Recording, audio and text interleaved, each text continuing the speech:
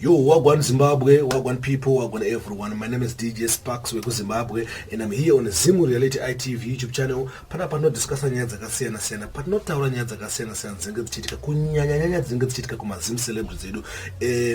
Nyaya ndinayo right now ndiya Quinta Delicious na Jasignal. Takaona video ya Quinta Delicious madeza apfuura wa live wakaita wachitara kuti Jasignal ane muzvezve, Jasignal ane utachiona wakapiwa na mawindo, but Jasignal hazo respond. Saka ndisanda kuatidza video ya Jasignal kana respond ya Jasignal yandinayo. Please don't forget to subscribe my YouTube channel with Zimu Reality ITV YouTube channel.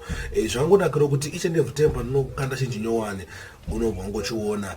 Kana chingwanakira this video, please comment kana ngoiso like yakangonikosherawo like iyoyo. Nyaya yanga iripo kana paina ukasina kuona live yo ya Quinta Delicious waitana kuti iwo Jasignal akasimudzwa namawindo.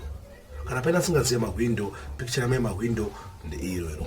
Hanzi ndiye mukadzi akasimudza Jasignal, and waizotaura izvo kuti mukadzi uyu ndiye akazadza Jasignal utachiona. Tisingaziva zviri right here kuexpose status yemunhu kana kuti ichokwadi here pakumaybe kunyepa. Saka kuti status yemunhu inoita iri tricky pakuti kunasina kuona results. You never know. Pamwe ichanisa protection, but Quinta Delicious waitira kuti ndiye munhu akazadza Jasignal utachiona. Saka pane video iripo and akuratidza yancha kuplayerai mona futi ndipo pane response futi ya Jasignal yakanga kuonesa vanhu side rake. Video racho ndeiro.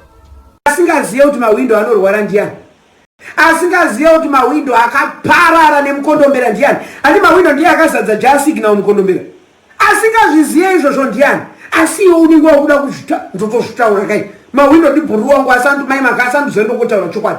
Mawindo ndiye akaita kuti Jasignal wazikanwa uyu. Dai pasina mawindo, dai pasina mai maka, Jasignal dai asingazikanwa uyu. Sigi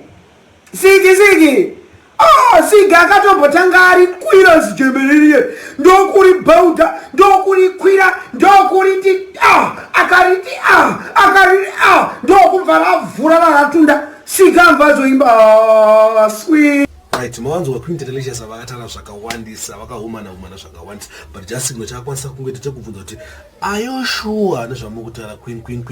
Muri sure nezvamukutaura izvi kana kuti mungohumanawo henyu, but Quinta Delicious tese tinowaziva. Quinta Delicious wanotaura zvavanoda, wanotaura zvavanonzwa kuda, but singazivi zvanonga vachitaura ichokwadi here kana kuti kunyepa. And who knows? Only God knows. Kana kuti only Jasignal ina mawindo knows kuti vakasadzana zvishuwa here kana kuti dzango nyaya dzepa social media. Nyaya dzepa social media pandawa zvakawanda.